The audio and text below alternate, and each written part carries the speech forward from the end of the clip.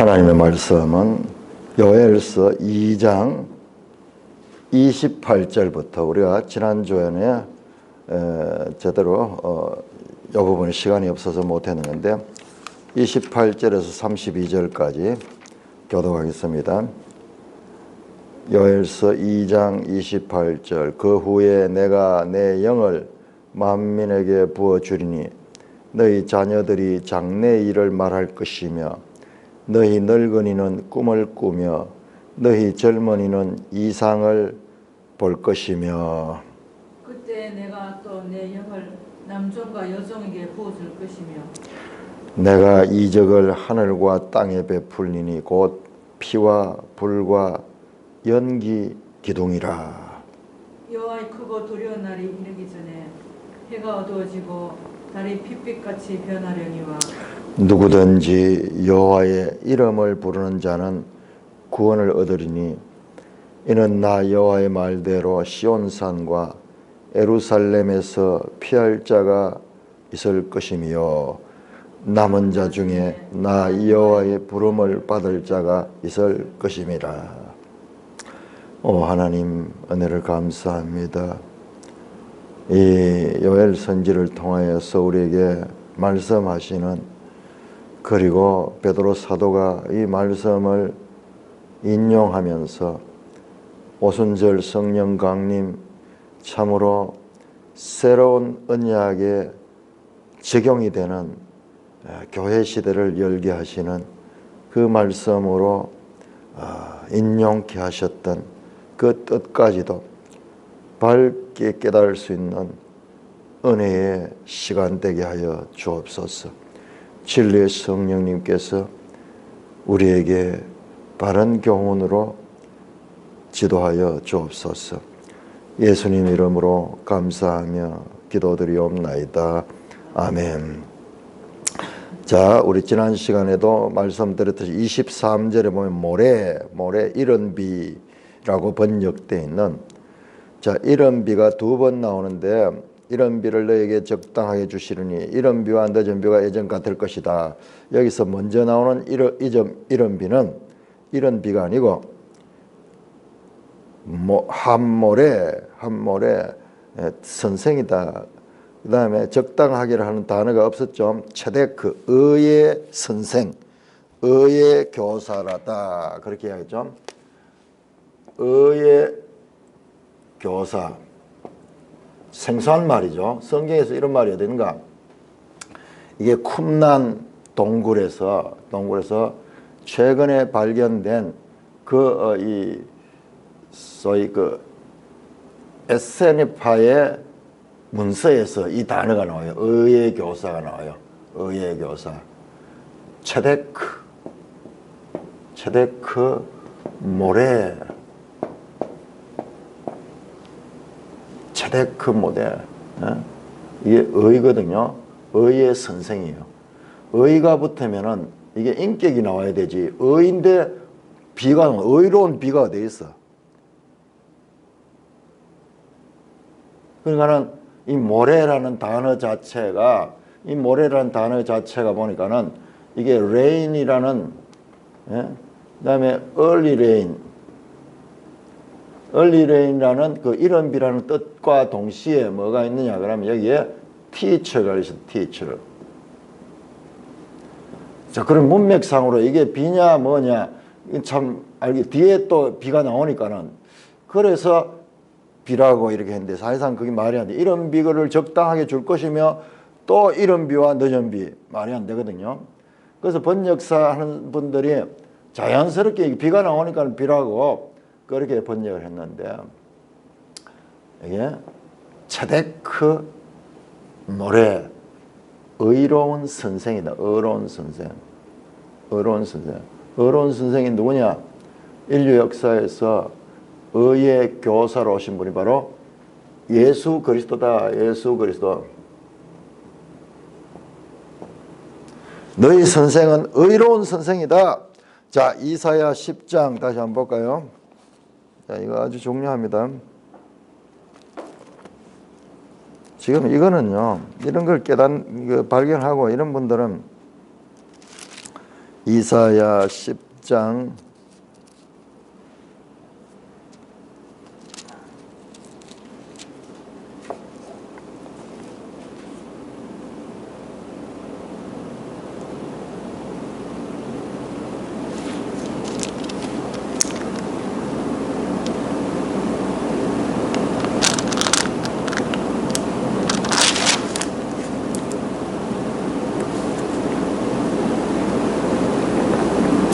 30장, 이사야 30장이네요. 이사야 30장 20절 30장 20절 주께서 너에게 환난의 떡과 고생을 물을 주시나 너의 서생은 갈 때 요 너의 서생이 요게 모래예요. 모래. 요것도 한번 원어를 찾아보면 기가 막힌데 너의 서성은 다시 숨기지 아니하시니 내 눈이 내 서성을 볼까. 이 서성은 우리가 볼 수 있는 서성이야. 그러니까 이게 예수님이 성육신해서 이 땅에 오셨는 걸 이야기하는 거예요. 뿐만 아니라 너희가 오른쪽으로 치우든지 왼쪽으로 치우든지 내 뒤에서 말소리가 내 귀에 들려 이르기를 이것이 바른 길이 너희는 이리로 가라 할 것이다. 이 서성이 와서 가리키는 길이 바른 길이에요. 바른 길이에요. 서성이라는 뜻은 또한 그 성령도 서성이에요. 성령이 서성되셔서 그 모래 예수 그리스도의 영 의의 교사가 있고 그 의의 교사가 오시고 그 다음에 그 후에 28절 오늘 읽었던 거 그 후에 먼저 뒤에 보면 예전과 같을 것이라 이렇게 돼 있는데 이게 그게 아니에요. 이게 이제 여기다 맞추다 보니 이래 된다. 이게 먼저 이전에 그 전에 의의 교사가 오셔서 이른 비와 늦은 비가 내려주실 것이다. 의의 교사가 오실 것이다. 그 다음에는 그 의의 교사가 온 후에 그 후에 내가 내 영을 만민에게 보인다. 예수 그리스도가 오시고 성령을 보내주시잖아요. 성령 강림. 예수님의 십자가의 죽으심과 부활과 성천과 자, 요게 성천에 대해서 복음서에 나오는 게 누가복음과 그리고 사도행전에서 나오죠. 사도행전 성천하시고 그 다음에 보좌 우편에 앉으시고 그 다음에 아버지께로 성부로부터 성령을 받으셔서 성령을 보내셨다. 성령을 보내셨다. 그래서 교회가 생긴 거죠. 교회가 생겨 믿는 자들이 다 예수 이름을 부르면서 회개하면서 이제 교회가 생겼습니다. 그리고 먼저는 예수 그리스도의 성육신, 그 다음에 그 후에는 죽으시고 부활하시고 성천하시고 보좌편에서 성령을 보내주심. 그러므로 예수님의 역사역은 이때부터 더 크게 확산되는 거예요. 내가 가는 것이 너에게 유익하다. 내가 가지 않으면 보혜사 그가 올 수 없다 하는 거예요. 그러니까 보혜사 성령님과 예수 그리스도는 같은 보혜사예요. 보혜사가 파라클레토스 이게 이 변호사, 위로자, 그다음에 스승이라는 그 의미가 있어요. 스승이라는 의미가 있어요. 그러니까 다른 보혜사를 보내준다 해서 다른 보혜사. 예수님도 보혜사고 다른 보혜사가 오는데 그게 바로 성령이라는 거예요. 보혜사 성령이 오신다. 그래서 지금 이와 같은 성령의 시대, 교회의 시대가 열리는 거예요. 교회의 시대. 이게 바로 새 언약이 예수님의 피로 맺어졌고 그것이 이제 세상 가운데 교회를 통하여 적용되는 것이 바로 이건 거예요. 새 언약. 이 모든 과정이 새 언약이 체결되고 실행되는 과정이다 이 말이에요. 그래서 교회는 새 언약의 공동체다. 새 언약의 공동체. 새 언약은 옛날 모세 때 맺은 것과 같지 아니하다. 에레미야 31장 31절이야. 그때 내가 법을 줬지만은 너희가 돌판이 새겨줬지만은 그것이 너희가 지키지 않았지만 그러면 이제는 새 언약은 뭐냐? 내가 내 법을 너희 속에 주겠다. 너희 속에. 에스겔 선지자를 통해서는 36장 25절에 새 영을 너에게 주겠다. 새 영을 너에게. 지금 그 모든 것들이 지금 이걸 가르치는 거예요. 요엘서도 지금 이때를 가르치는 거예요. 이때. 그러니까 사도행전 2장은 구속사에서 어마어마한 그와 같은 중요성을 가지는 그와 같은 것을 지금 나타내고 있는 겁니다. 이 어디만큼 중요하냐 그러면은 이것이 이 에덴의 타락을 지금 회복하는 것처럼 그렇게 중요한 거예요. 이거는 사도행전 2장은 우리 이 성경 가운데서 가장 중요한 내용이 나타나는 것이고요. 구체적으로 오순절 예루살렘에서 120명의 제자들이 모여서 있을 적에 그때 성령이 이제 임하는 거예요. 그래서 성령의 시대, 새 언약의 시대는 성령의 시대예요. 그래서 사도행전을 보면 전부 성령의 역사, 성령의 행전이에요. 사실은 사도들이 하지만 다 성령이 사도들을 감동시켜 가지고 그렇게 나가는. 지금까지는 동력이 이 바깥에 있어 가지고 내가 이 자동차가 아니고 내가 인력거를 끄는 것처럼 그와 같은 것이었다 그러면은 새 언약은 이 동력이 우리 속에 들어가 자동차가 되어버려. 자동차가 되어 끌고 가버린. 그와 같은. 그러니까 이전에는 할 수 없던 것을 이제는 할 수 있는 거예요.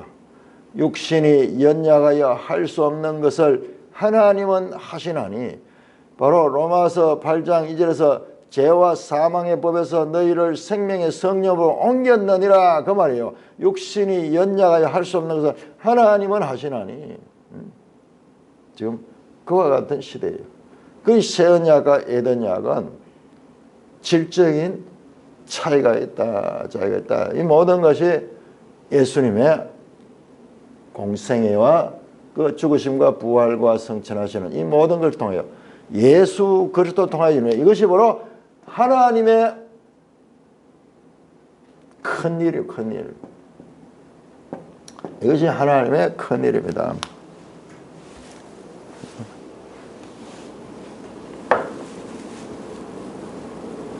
예수 그리스도가 오시고 이제 성령을 보여준다. 자, 사도행전 2장에서는 그 후에라는 말을 말세라고 바꿔가지고 인용을 합니다. 베드로 사도가. 그러니까는 자, 우리가 여기서 한번 생각해 보면은 그 베드로가 갑자기 어떻게 성경을 이렇게 잘 알게 됐을까요?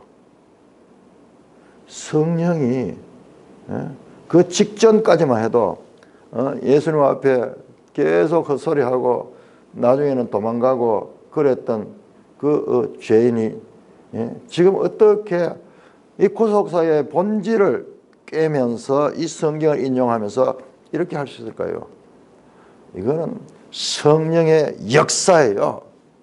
여기에는 강력한 성령의 이 역사하심이 그를 그렇게 변화시키는 거예요. 사도행전에 나온 사도들은 다 변화받았잖아요.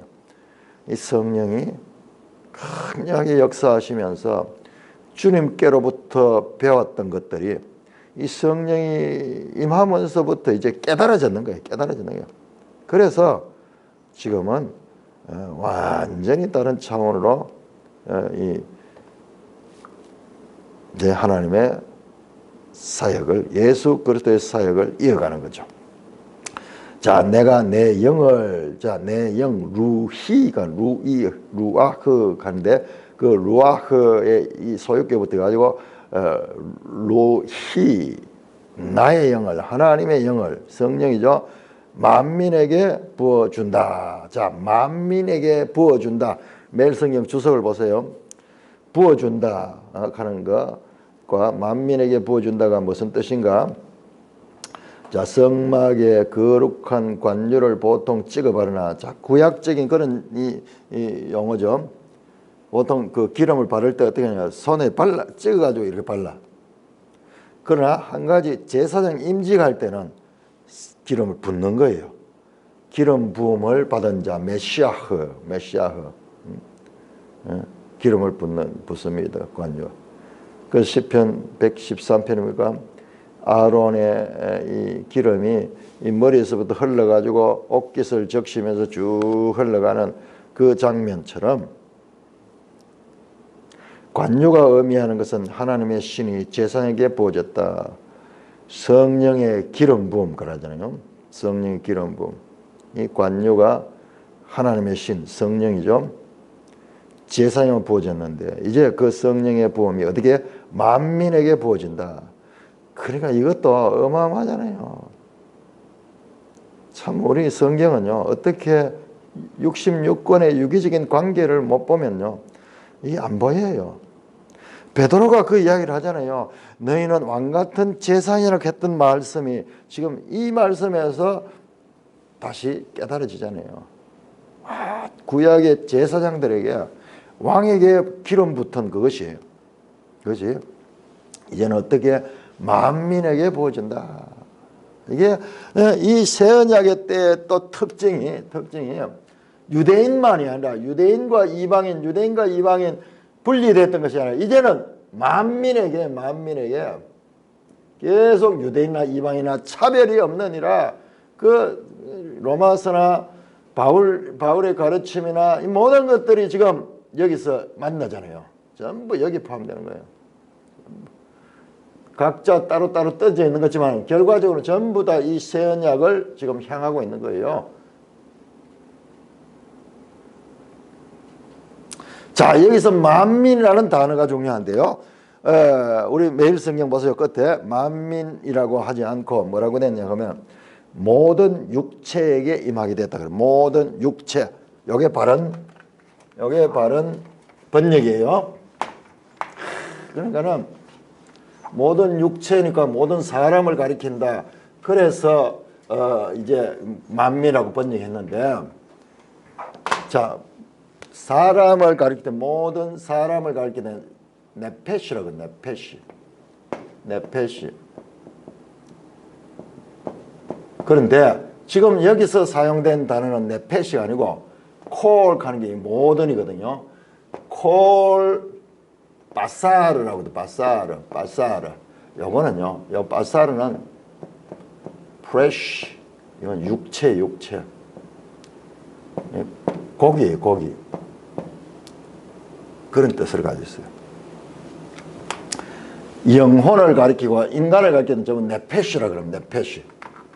그런데 여기서는 네페시를 쓰지 않고, 그래서 네페시를 영혼이라고도 번역하기도 하고 그렇게 하는데, 그 단어와 완전히 구별되는 육체, 모든 육체에게 부어진다, 그렇게 말하는 거예요. 자, 사람은 원래 네페시예요. 하나님께서 만들어서 그에게 영을 부어 주셨어요. 그래서 생명이 되었다 할 때 그때 네페시입니다. 네페시.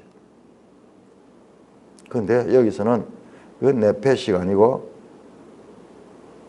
바사르, 콜바르, 모든 육체라고 그렇게 되어 있습니다. 자, 우리 성경 한번 보세요. 요엘서 본문 한번 보세요. 요엘서 성경 한번 찾아보세요. 이걸 달아놓고 있습니다. 자, 성경 요엘서 2장 28절에 보면은, 제가 이 성경에는 내가 내 영을 만민에게 해놓고, 그 만민은 1이라고 써놓고 1이라고 해놓고 관주를 따로 뽑아놨어요. 보니까는 모든 육체에게. 요건 이렇게 번역이 돼야 돼요. 모든 육체에게 번역. 그럼 뜻이 명확해지는데, 지금 그러니까는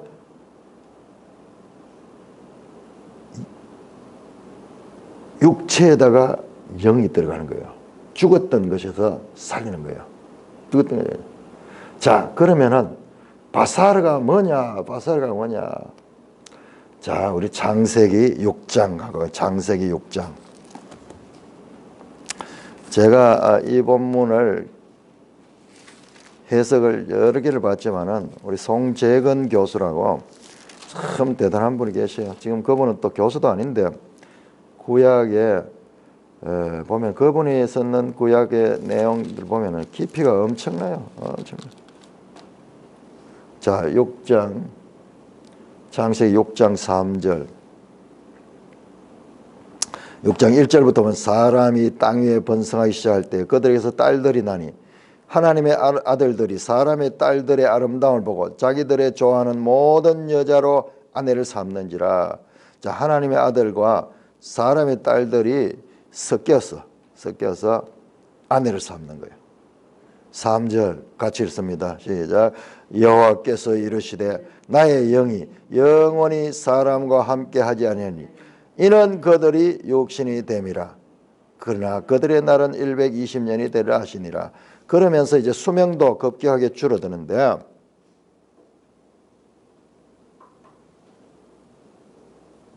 여기 보세요. 나의 영이 영원히 사람과 함께 한다. 그러니까는 영이 빠지고 나니까 뭐가 되면 육체가 됐잖아요. 그들이 육체가 됨이라 바사르 돼 바사르. 육체가 됐잖아요. 육체가 된 건 누굽니까? 영이 빠져나간 존재잖아요. 내 영이 그들과 함께한다. 그러니까 처음에 하나님의 영이 함께 있을 때는 네페시였어. 네페시. 생명이 된지라. 그런데 이 영이 그들과 함께하지 않을까는 그들은 뭐냐? 그냥 짐승 같은 네페시가 됐어. 원래 짐승들을 사용할 때 하는 단어예요. 영이 빠져나가 보면 영이 빠져나간 존재. 처음 창조한 데서 지금 핵심적인 요소가 빠져간 존재예요. 그러니까 이게 전부 사망이죠. 그래서 이 육체가 어떻게 됩니까? 다 죽었잖아요. 다 죽었잖아요. 물에 수장되어 다 죽잖아요. 노아 가족 8명 빼고는 다 죽었잖아요. 이 히브리어의 이 원어, 이럴 때는 이 원어가 없으면 아무리 봐도 이거는 해결이 안 되는 거예요. 거의 네페시를 썼는데 여기서는 바사르라고 썼어요. 나의 영이 그들과 함께한다. 보세요. 그렇다면 지금 요엘서는 뭐예요? 그 떠나갔던 그 영이 지금 그 육체로 돌아온 거예요. 육체로 돌아온 거예요. 이게 원역사잖아요. 원역사. 이거 원역사라고 하거든요. 창세기 1장에서 10장까지 11장부터 해가지고 이제 역사 시대로 보고 이거는 본질이잖아요. 이거는 그 9장까지의 모든 인류가 살다가 다 없어졌잖아요. 다 원래 인류가 온 땅에 충만했어요. 그런데 이 역사는 지금 완전히 없어지고 노아의 후손들을 통하여 새롭게 시작한 역사잖아요. 이거는 성경만이 말씀하는 거예요. 육체는 다 멸망해서 다 수장되어 버렸어요. 이 원역사의 저주, 이 원역사의 저주를 하나님이 예수 그리스도를 통하여 풀으시는 거예요. 이보다도 더 큰 일이 어디 있어요? 이보다 더 큰 일이 어디 있어요? 하나님의 큰 일, 근본적인 해결을 하는 거예요. 하나님은 인간이 동물과 다름없는 단순한 바사르, 육체로만 전락해 버린 것에 대하여 이제 하나님의 영을 보여주는 거예요. 자, 6장 17절 보고 창세기 6장 17절. 내가 홍수를 땅에 일으켜 물어 생명의 기운이 있는 모든 육체를 천하에서 면하라. 모든 육체를 다 면하라. 바사르. 저주를 받았습니다. 죄의 결과 모든 저주를 받고 다 죽었습니다. 그런데 지금 요엘 2장 28절에 나의 영을 부어주신다는 것은 바로 이 모든 육체가 회복되는 거예요. 자, 그러면 우리가 성경에 여기 보니까는 3절에 영원히 사람과 함께 하지 않으니 이 표현을 가지고 그러면 이 영원히 하지 않은데 어떻게 하는 말씀이 다르잖아. 그러니까 이 표현이 이런 게 많이 있어요. 영원히 나의 안식일을 영원히 지킬지라. 그러니까 안식일 교인들은 바로 성경대로 우리가 믿잖아. 그러면서 하는데 여기서 영원이라는 말은요, 하나님의 큰 일이 일어나기 전을 가리키는 그 긴 시간을 가는 거지, 이게 정말 문자적으로 영원한 건 아니에요. 그래서 성경에서 제가 가잖아요, 문자적 해석이 중요하지만은요, 문자적인 것에 매이게 되면은 성경이 안 풀어지는 게 너무 많아요. 자, 단적으로 이야기해서 안식일은 영원한 안식이다. 그런데 왜 너희들은 안식일을 지키지 않느냐? 말씀을 갖다 너 성경을 어기는 거잖아. 할 말 없어요. 할 말 없어요. 네, 여기서는요, 강조예요. 강조. 이 영원한 하나님의 진노보다도 더 강한 것은 하나님의 사랑이고 하나님의 구원의 의지입니다. 그래서 사랑은 죽음보다 강하잖아요. 사랑은 죽음보다 강하고, 그 말씀이 그런 거예요. 구원하시고자 하는 의지가 멸망받고자 하는 인간의 그 비참함을 넘겨 하니까는 우리가 구원을 받는 것이고, 그러니까는 그게 복음인 거예요. 창세기 6장에서 떠나셨던 하나님의 영이 다시 돌아오는 거예요. 그러니까는 지금 이 요엘서 이 말은 이 차원에서 보게 되면은 단순하게 이스라엘의 국가적인 황폐, 앞에서 나왔던 그 이스라엘이 황폐했던 그것을 회복하는 그 수준이 아니에요. 이스라엘 하나의 모형적인 그와 같은 것이고, 이것은 하나님의 이 창세기 6장 원역사의 저주를 푸시고 그 이전 상태로 회복하는 근본적인 그와 같은 구원의 역사입니다. 자, 그래서 사도행전 2장이 얼마나 중요한가 보세요. 자, 보세요. 이것이 맞는 것이, 이 해석이 가장 성경적이고 맞는 것이 사도행전 바로 이 사건 전에 뭐합니까? 방언 나오잖아요. 방언. 언어의 통일 나오잖아요. 언어의 통일. 이 사건을 지금까지 이렇게 봐왔습니다. 이건 우리 성경신학계에 일관된 그와 같은 해석입니다. 바로 이 언어 방언이 바로 바벨의 저주가 풀렸다. 바벨의 저주가 풀렸다. 바벨탑을 샀다가 하나님의 저주를 받아가지고 언어가 혼잡하게 되니까는 서로 의사소통이 안 되니까는 그 탑 쌓기가 중단이 되었고 사람들이 흩어졌잖아. 온 땅을 흩어지면서 서로 소통이 되잖아. 언어의 인류의 분산과 더불어 언어의 분산이 되면서 오늘날 이와 같은 세계에 엄청나게 많은 방언들이 있잖아요. 참 신기하죠. 우리가 사실상은 이 인간의 육체보다도 더 신기한 게 이 언어예요. 언어.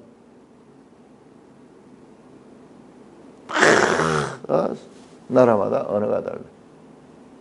그런데 그 달라진 언어가 이 예루살렘에서 사도행전 2장 오순절에 통일이 되는 것은 바벨의 저주가 풀어지는 것이었고, 근원적이고, 그리고 성령이 부어지는 것은 이와 같은 원역사에서의 저주가 풀어지는 하나님의 구원 역사에 있어서 그야말로 획기적인 변화의 때가 사도행전 2장이고, 구약의 선지자들도 다 집중해서 그것을 지금 가리키는, 예레미야도 그 예를 했고 이사야도 그 말씀을 했고 에스겔도 말씀했던 이 모든 것들이 성취되는 것이 바로 사도행전 2장인 것입니다.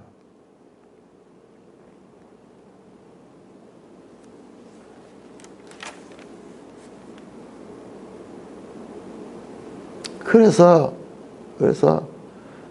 그 베드로가요, 어떻게 그 많은 성경 가운데서 이 말씀을 콕 찍어가지고 바로 이 지금 예수 그리스도의 사건과 교회 시대를 여는 그 성령의 강림 사건을 딱 이 말씀을 뽑아가지고 바로 이 요엘의 선지의 말씀이 성취되었다고 말할 수 있느냐 그런 거예요. 참 놀라운 거죠. 놀라운. 하나님의 성령이 그렇게 가르쳐 주셨어. 그렇게 정확하게. 다른 성경들 보면 다 그거에 다 모든 성경이 이걸 다 가르쳐 있어요. 예수님도 요한복음 14장에서 16장 그 다락방 강화에서 가르친 것이 바로 성령, 내가 간 후에 성령이 오실 것 다 가르친 것이고, 모든 것들이 다 지금 이때를 가르친 것이고, 이것이 바로 교회 시대를 여는 핵심 메시지입니다. 다시 요엘서 본문으로 따르면 28절, 그 후에 내가 내 영을 만민에게 부어주리니. 이 말씀이 얼마나 놀라운 말씀이에요. 하나님의 구원 역사의 발전성, 과거의 이 내용을 제대로 인지하지 못하고 있으면 이 말씀이 무엇을 의미하는가 알 수 없어.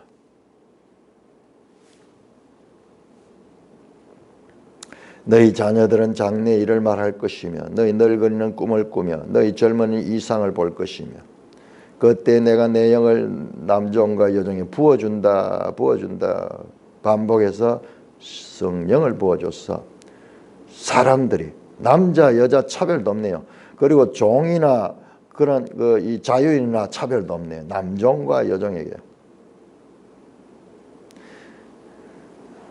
원어에 보면은 그냥 남종과 여종이 아니라 내 영을 나의 남종과 나의 여종에게 부어준다. 하나님의 소유격으로 철저하게. 나의 소유가 되는 건 뭐예요? 하나님과의 언약 관계입니다. 언약 관계.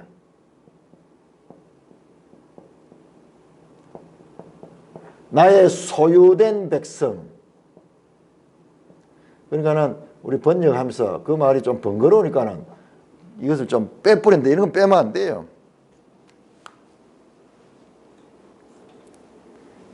나의 남종과 나의 여종에게 언약 관계로 이와 같이 서로 연결된 것과 같은 것이다. 자, 문제는 이제 그 다음에 나오는 말씀인데 30절, 내가 이적을 하늘과 땅에 베풀리니 곧 피와 불과 연기기로야. 여호와의 크고 두려운 날이 이르니 해가 어두워지고 달이 핏빛같이 변하려니와. 자, 계시록 한번 볼까요? 요한계시록 6장.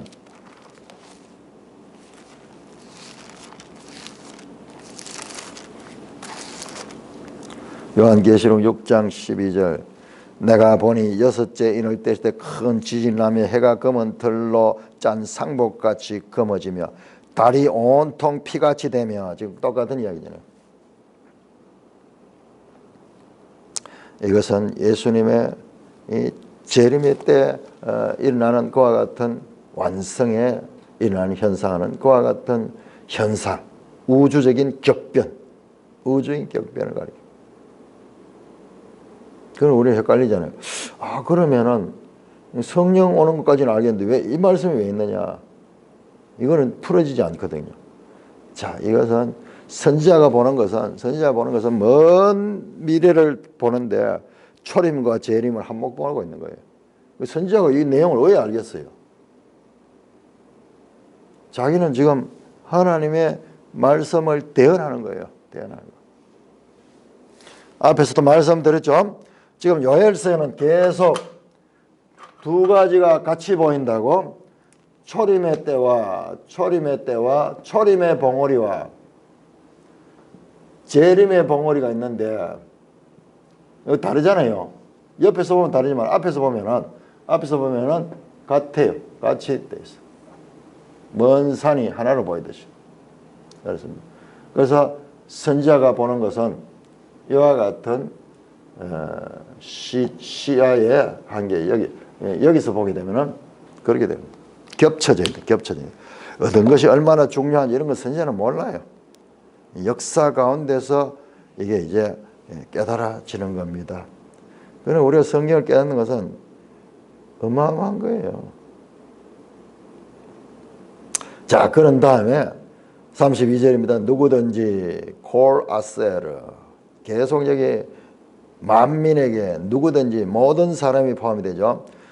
이스라엘 하나가 아니라 구약은 이스라엘 중심인데 그게 아닌 것이 여기서 나타납니다. 누구든지 여호와의 이름을 부르는 자는 구원을 얻으리라. 여호와의 이름을 부른다.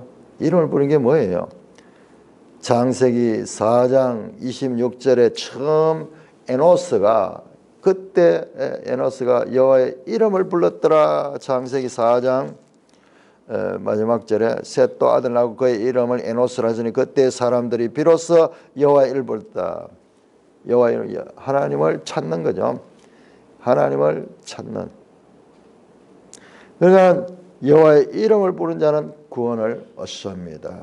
구원을 얻습니다. 자, 로마서 10장 볼까요? 벌써 성경이 어떻게 연결되는가? 로마서 10장. 로마서 10장 13절. 누구든지 주의 이름을 부르는 자는 구원을 받으리라. 유대인이나 헬라인이나 차별이 없느니라. 누구든지 주의 이름을 부르는 자는 구원을 얻으라. 이런 새로운 시대가 왔는 거예요. 이는 나 여호와의 말대로 시온산과 예루살렘에서 피할 자가 있음이라. 하나님의 말씀대로 시온산과 예루살렘에서 피할 수 있는 그 같은 자가 있다는 것입니다. 남은 자 중에 나 여호와의 여호와의 부름을 받을 자가 있을 것이다. 자, 두 가지의 이름이 나옵니다. 두 가지 종류가 나옵니다. 이름을 부르는 자, 이름을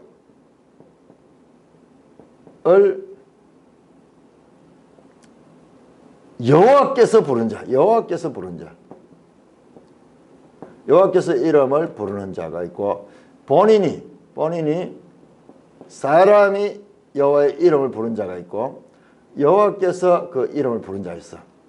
주체가 다릅니다. 누구든지 여호와의 이름을 부른 자가 구원을 얻으리라. 이는 나 여호와의 말대로 시온과 예루살렘에 피할 자가 있으며 남은 자 중에 나 여호와의 부름을 받을 자가 있다. 여호와께서 부른 자가 있고 자신이 여호와의 이름을 부른 자, 이 두 종류는요, 이거 하나님의 선택이에요. 선택. 이거는요, 거기에 대한 반응이에요. 반응. 근본적으로 여호와의 이름을 부른 자는 뭐냐? 여호와의 택함을 받은 자예요. 택함을 받은 자. 이 둘이는 같은 사람이에요. 같은 사람. 누구든지 받지만은 선택받지 않는 자는 받지 못합니다. 누구든지 여호와의 이름을 부르는 자는 구원을 얻으라. 딱 입어. 만인 구원설이다. 누구든지 받기만 한다. 그래 해석하는 사람들인데 아니, 여호와의 부름을 받을 자가 여호와의 이름을 부르는 자입니다. 여호와의 이름을 부르는 자.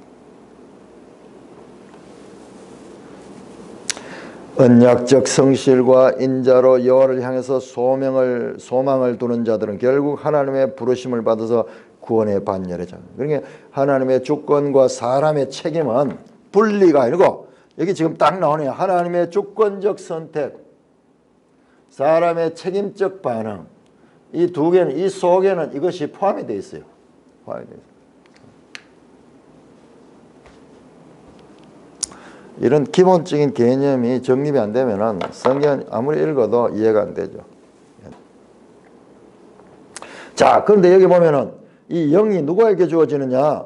시온산과 예루살렘에 피할 자가 있습니다. 그래서 사람들은 또 이걸 가지고 성경을 그대로 하면서 이건 유대인에게 한정된다. 바로 유대인 이야기하고 시온산이하고 예루살렘 이야기잖아. 여기서는요, 이 선지서는 그 언어에 매이면 안 됩니다. 계시의 역사가 어떻게 됩니까? 진행되잖아요. 발전하잖아요. 그러면서 구약에서는 유대인이었지만 신약에 오면은 뭐예요? 유대인이나 이방인이나 차별이 없잖아요. 차별이 없잖아요. 이방인들 역시 포함이 됩니다. 왜?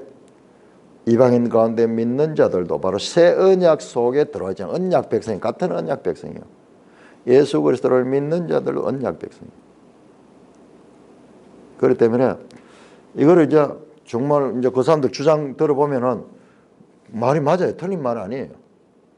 근데 신구약의 연속성과 발전성이라는 이 본문에 드러나지 않은 성경을 흐르고 있는 이 구속사의 거대한 맥락에 대한 이해가 없이는 이게 거기에 매일 수밖에 없는 거예요. 자, 에레미야 31장 한번 볼까요? 에레미야 31장. 참 이걸 제가 참 예수 믿으면서 이제 성경 읽다가 이런 걸 발견하고 이게 중요하다 하면서 지금까지 왔는데 이것이 조금씩 밝아져요. 자, 에레미야 31장 31장 보라 31장 31절 여호와의 말씀 보라 날이 이르니 내가 이스라엘 집과 유다 집으로 새 언약을 맺으리라. 누구하고? 이스라엘 집과 유다 집. 그러니까는 새 언약은 이스라엘과 맺는 거지 교회가 무슨 상관이 있느냐 이렇게 주장하는 거예요. 누가? 정동수 목사, 그 세대주의자들 그렇게 생각하는 거예요. 맞잖아요. 자기들 말 문자적으로 맞잖아요. 세대주의의 성경과는 어떠냐 하면은 성경을 전부 7세대로 단절시킵니다. 7세대. 그렇게 해서 무슨 은혜 시대, 무슨 시대, 그 다음에 율법 시대, 그러고 이렇게 전부 단절됐어요. 여러분, 우리가 성경을 자세히 보니까는 이거 아니잖아요. 이거 연속되죠, 연속. 다 연속. 그것도 연속되면서 어떻게 발전하고 있죠. 발전적 연속성. 그래서 구원 계시의 발전성, 거대한 성경을 흐르고 있는 해석의 그와 같은 기본 원리로서 구원 계시의 발전성이라는 이런 큰 관점이 없기 때문에 이거를 그거는 주장하는 거예요. 그럼 그들 말 틀린 거 아니에요. 문자적으로 맞아요. 그러나요, 이 새 언약은 전부 유대인과 이방인을 차별했고요. 이게 히브리서에서 계속 인용되는 거거든요. 아니 유대인에만 해당되는 것을 이 교회 시대에 그렇게 강조할 이유가 뭐 있으며 예수님은 또 새 언약을 맺었다 그러면서 이건 너희를 위한 피다 그러면서 성찬하시면서 이게 새 언약이고 그래서 누구든지 믿는 자가 구원을 얻는다는 이 신약의 구원의 원리와 그럼 모순되잖아요. 그러니까는 이제 이 문자적으로 해석하는 것이 얼마나 또 문제를 일으킬 수가 있습니다. 그러니까 첫째는 문자적으로 봐야 됩니다. 여기 철저하게 봐야 되고 나중에는요 그 문자성이 가지고 있는 한계도 보면서 그것을 뛰어넘는 하나님의 구원 계시의 발전성, 저 창세기부터 해서 사실상 성경은 전부 다 복선이에요. 복선이 뭡니까? 탁 암시했잖아요. 3장 15절에 여자의 후손 전부 이 이야기잖아요. 여자의 후손 와서 구원하는 이야기 성경. 알고 보니까는 이것만 봐도 몰랐는데 성경 전체를 통해서 보면은 바로 여자의 후손 예수 그리스도를 통해서 구원하는 그 말씀입니다. 그 예수님 오셔서 성령을 주시고 구원의 역사를 베풀어 준다. 그러니까 이렇게 세대주의자들 아주 성경 중심적이고 보수적입니다. 그런데 이제 우리 개혁주의하고 그런 면에서 이제 차이가 나는 거예요. 차이가 나요. 저 사람들은 칼빈의 사상이나 이런 것들을 아주 혐오합니다. 어거스틴은 말할 것도 없고요. 과거에 저는 거기에 빠져 있었어요. 그 사람들 말 들으면 그거 맞아요. 아주 선명하고 그렇게 한데, 그러나 성경을 보시면 성경은 이렇게 과학책처럼 그렇게 되어 있지 않아요. 과학을 무시하지 않지만은 그럼에도 큰 흐름에 이 구원 계시의 발전성을 통해서 나옵니다. 이 새 언약은 히브리서에서 5번 그렇게 반복되게 강조됩니다. 이거는 우리의 신약 성도의 핵심 메시지예요. 그런데 그거를 유대인과 이스라엘 집에만 해당되는 거다. 그러면서 또 유대인의 회복하고 연결을 시켜. 유대인의 회복. 1948년 회복이 되고 뭐 이렇게 하면서 말은 돼요. 그런데 우리가 정말 이런 거는 그냥 보통 사람들은 알 수 없는 거예요. 이건 성경을 일생 연구를 하고 그렇게 해보면은 어느 것이 맞는가 틀린가 그 사람들 주장 들어보면 그게 설계되집니다. 딱 맞아.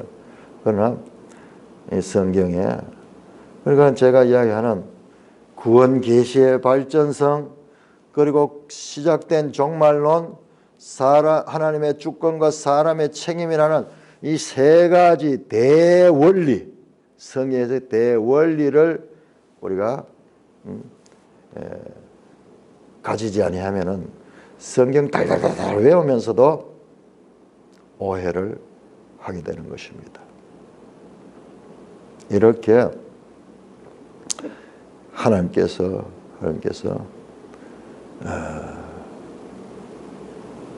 모든 육체, 하나님의 영이 떠났던 그 인생들에게 한번 생각해 보세요. 이 사도행전 2장 얼마나 놀라운가. 바벨탑에서 언어가 혼잡된 이래로 인류는 전부 언어 문제로 이렇게 분산이 되었는데, 소통이 되지 않는데, 이것이 한날 한시에, 여기서 중요한 내용 나옵니다. 자, 여기서 중요합니다. 자, 여기서 정말 중요한 거 나오네요. 자, 그렇다면 우리가 새 언약이 되면 만사형통이잖아요. 모든 문제가 다 해결되잖아요. 자, 그런데 언어를 가지고 비교해요. 언어를 가지고. 자, 언어가 통일돼서 언어가 통일돼서 여기 오순절날, 그런데 이게 계속되었냐? 계속되지 않았습니다. 일회적이에요. 단회적 사건으로 그 이후에는 언어가 통하지 않았어요. 지금도 마찬가지고 단회적 사건으로 그렇게 끝이 났어요. 그 지금 오늘날 뭐 방언하는 사람들, 와, 이 방언이 오늘도 계속되냐? 그 방언하고 이거 다릅니다. 이거는 외국어, 서로 각자의 나라로 하나님의 말씀 하나같이 알아듣는 그 이야기예요. 응? 그러면 불완전하네. 그래요. 시작이에요. 이미 시작의 사인이고, 시작의 사인일 뿐, 이것은 지속되지 않았어요. 이게 언제 완성됐냐? 주님의 재림의 때, 이때는 언어가 다 완성이 될 거예요. 여기 완성입니다. 마찬가지로 보세요. 성령이 임했습니다. 성령이 임해서 이제 새로운 피조물이 되고 새 사람이 되었어요. 하나님의 백성이 되었습니다. 이야, 그러면 대단하잖아요. 그러면 그렇게 됐잖아요. 대단해. 이제 끝났잖아요. 역사는 그리고 끝이 나지 않았어요. 분명히 새로운 피조물이 왔습니다. 새 생명입니다. 새 생명. 예수 그리스도를 믿고 새 생명이 되었습니다. 이거 변할 수 없는 사실입니다. 그럼에도 불구하고 아직 not yet, 아직 아닙니다. 아직은 아니에요. 언제? 주님의 재림의 때 이것이 완성이 됩니다. 자, 그래서 시작했지만은 아직은 완성이 되지 않는 시작된, 그러나 종말. 이게 뭐냐? 시작된 종말, 이 예수님의 초림과 재림, 이 시간 가운데 이거는 한 때가 아니고 간격이 간격, 기간이에요, 기간. 이걸 이렇게 설명한다고 옛날에 또 말했죠. 방학하는 날이 있고 방학 기간이 있듯이, 방학날은 방학을 시작하는 날이고 결혼식은 결혼의 이제 출발을 가리킨 거고 그 개념이 아니고 기간, 생활의 전 기간을 가리킨다. 그 이야기죠. 그래서 이 전체를 갖다가 종말기라고, 종말기 시작된. 이것은 종말의 종말, 종말의 종말, 미래 종말을 한다. 미래 종말, 이미 시작된 종말이에요. 그 예수님으로부터, 자, 구약의 사람들이 볼 때는 메시아가 오는 것이 전부 장차 이루어질 그와 같은 일이었어요. 이제 메시아가 오신 이후에 이미 시작됐지만 아직 완성되지 않은 이 상태 가운데 있기 때문에 새 생명을 가졌을지라도 하나님의 성령을 소유했을지라도 아직까지는 완성된 상태는 아니다. 초림으로 그렇게 해서 다 완성되면 끝이 나버려서 얼마나 좋았겠어요. 그런데 그건 우리 생각이고, 그런 데서 우리는 거기에 혜택 못 받아요. 하나님의 사랑과 인내하심이 지금도 구원받는 영혼들을 위하여 지금 이 재림의 때를 연장하고 있습니다. 연장하고.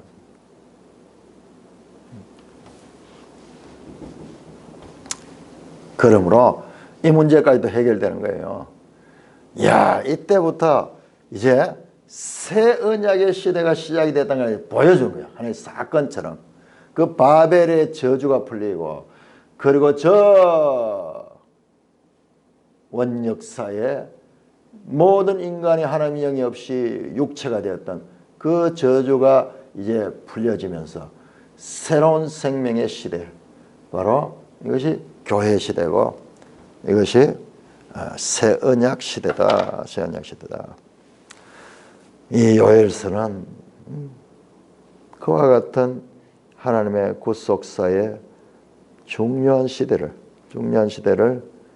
지금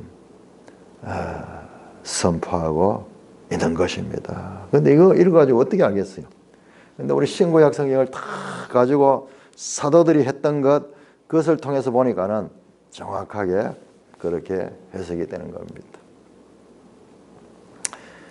찬송가 185장, 우리 아까 불렀던 찬송.